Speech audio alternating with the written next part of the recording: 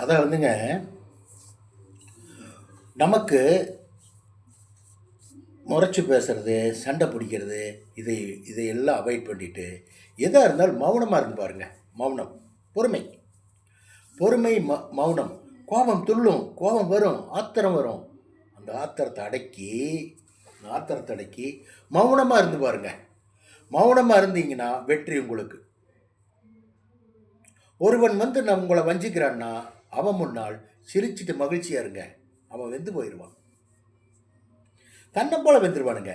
நீங்கள் கேட்டு திறந்து வெளியே போகும்போது ஒய்ஃபுக்கிட்ட கூப்பிட்டு போயிட்டு வரேன் டாட்டா, ஏதோ வாங்கிட்டு வரதா, ஃப்ரூட்ஸ் ஏதாவது வேணுமா, அவனுக்கு அது கேட்குற மாதிரி கேட்டு பாருங்க.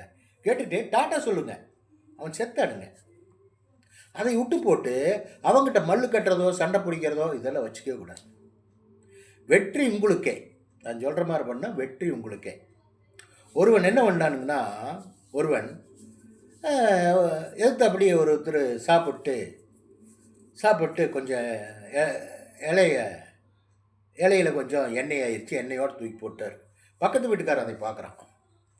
பார்க்கும்போது என்னடா இவ்வளவு நெய் ஊற்றி சாப்பிட்றான், இலையில் பாரு அப்படி கொட்டுது அப்படின்னு நினச்சிட்டு என்ன பண்ணுறான்னா, அவனை விட நான் மோசமா அப்படின்னு நினச்சிட்டு டெய்லி நெய் வாங்கிட்டு வந்து நிஜமாகவே நெய் வாங்கி அவன் சாப்பிட்றது.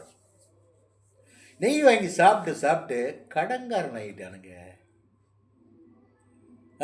அப்போ ஒரு நாள் கடன் ஆகி ஒரு தெருவில் போயிட்டு இருக்கும்போது அதே எதுக்கால வீட்டுக்காரர் எதுக்கால வர்றார். என்ன அவன் சின்னசாமி, என்ன சமாச்சாரம், சோர்வாக போயிட்டுருக்கிறியா, என்ன விஷயம்? கடன் ஆயிடுச்சுங்க.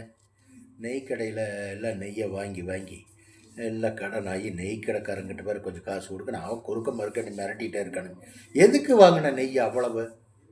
நீங்கள் நெய் சாப்பிட்றீங்களே, உங்களை விட நான் மோசமா, அதனால நான் நெய் வாங்கி சாப்பிட்டுருக்கேன்.